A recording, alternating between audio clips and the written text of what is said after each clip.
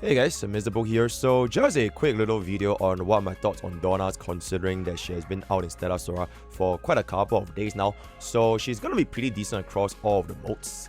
I would say as long as you have a decently built Frisia, then running either Teresa or Nazuna, preferably Nazuna for more damage, you are actually able to score a pretty decent high score with Donna towards the endgame content.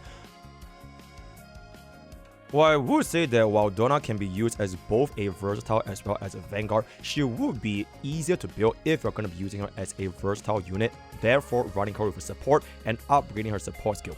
Now the main reason is just essentially, which I'll be talking about a little bit later, because your Ascension is going to be limited in your potentials as well as upgrades. Giving Donna the ability to run as a versatile would allow you to allocate more skill points onto your vanguard, so your entire team as a whole will have a much higher performance, especially if you're going to be using Nazuka as that vanguard. So that will be my recommendation when it comes to building her.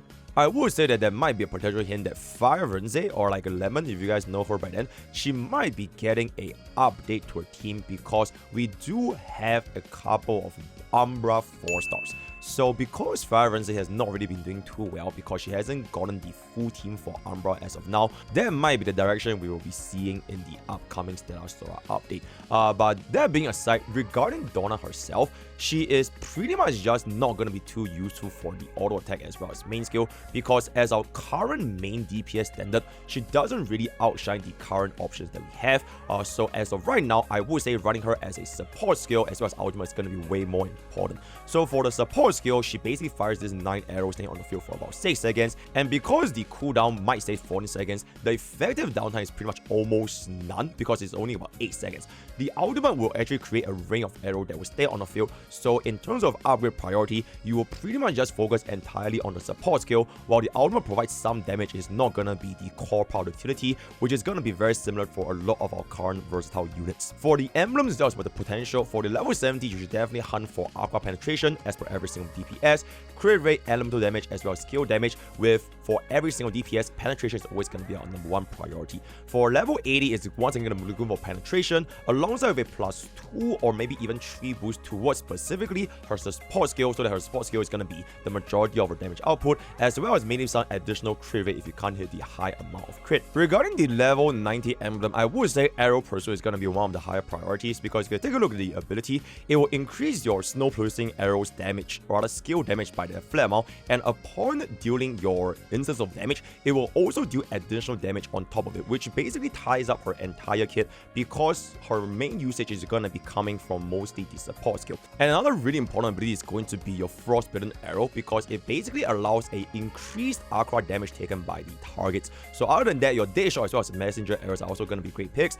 Messenger Arrow is going to be pretty useful because it does drop a letter that will increase the damage of the unit who picks it up. So when it comes to the team composition, you can consider Donna as a direct upgrade to Fia. While this technically isn't Donna's absolute setup, it is going to be the best way to run it if you're going to be a Chitose main. Now for this team, you do want your standard Chitose potentials like Serpent's Glide as well as Mirror Blade. For Teresa, you kind of want to focus on Search Infinity as well as Search Immortality to boost your Aqua attack as well as speed. For Donna itself, stick to basically build 1 for consistency. Your build 2 can be a little bit more RNG dependent, because it will require multiple targets as well as a full Aqua team to be effective, whereas build 1 is going to be really a lot stronger, especially if you want to use Donna against a single target boss, which is going to be majority of all of our endgame content. The other team, which I would say as of right now is going to be our best team, that is going to be running the Nazuna Court. So this is actually going to be using Nazuna as a main DPS, because Nazuna has a way of pretty much being one of, if not the most versatile unit as a main as of right now, especially if you've seen from the Terra Mark damage previously.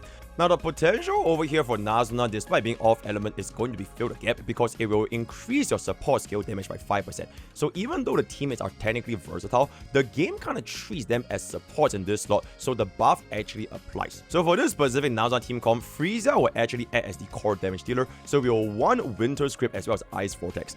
In particular for Ice Vortex, because it will stack up your crit damage up to 20 times, while Frisia is going to be in the Berserk state. So I would say, even though this is probably going to be the highest highest possible DPS, it is also going to be the hardest to build because you would need high level potentials for both Frisia, Nazna, as well as Donna simultaneously. But if you can get everything going, then this is probably going to be the best slot. So aside from these two teams, I would say Donna is definitely going to be looking a little bit more prospective in the future to see if units can actually make use of the kit in its entirety without trying to force a Nazna, which is going to be a little bit ironic that Nazna is actually the part of reasons why Donna is going to be the highest possible DPS, when generally speaking, when it comes to team building in Stella Sora, you kind of think of wanting to go to mono element for most of these teams.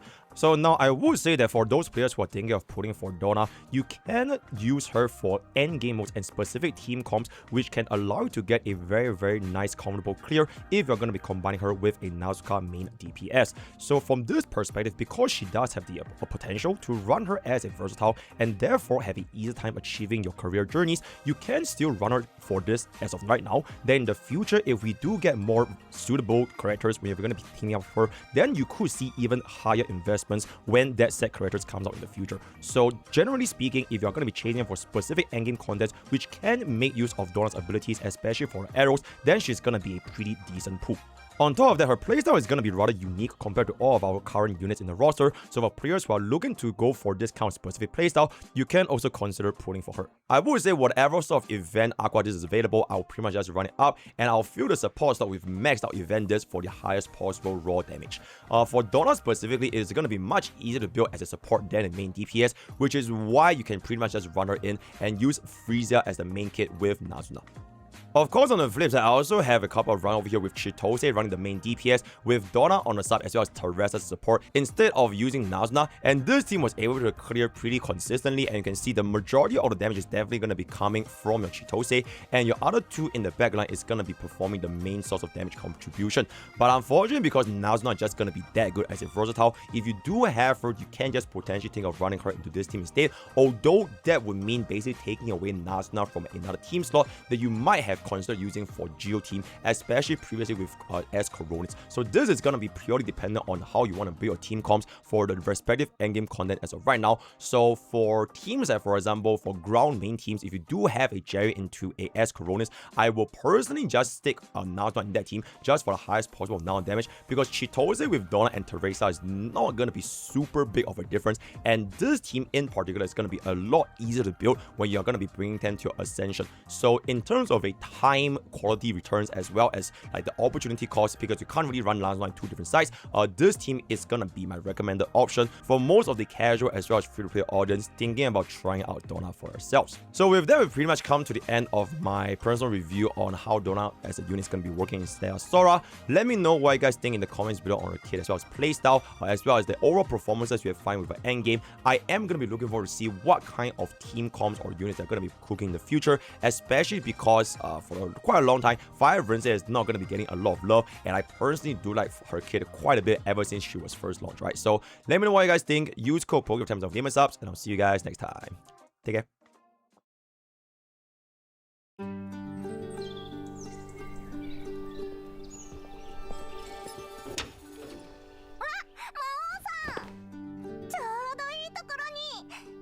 配達に行くんだけど、一緒にどう？へえ、魔王さんって自転車乗れるんだね。いつもはフリージアの後ろに乗るから、なんか不思議な感じ。お手紙です。今後ともよろず配達をよろしくお願いします。あのね、次の配達先が最後なんだけど、一緒に来てくれる？ほんと？それじゃあ早く行こう。着いた！ここだよ。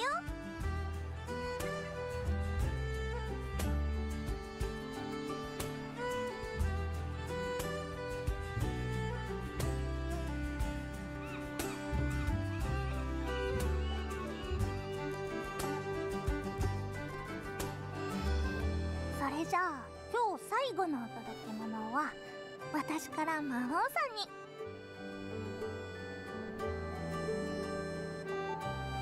ねえ、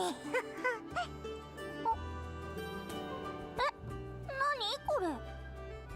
私に？いいよいいよ。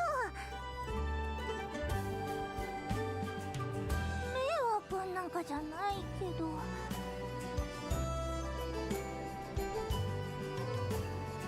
だって誰かの気持ちを誰かに届けるのが私の仕事なのに、そんな私が気持ちを受け取るのは変っていうか。もう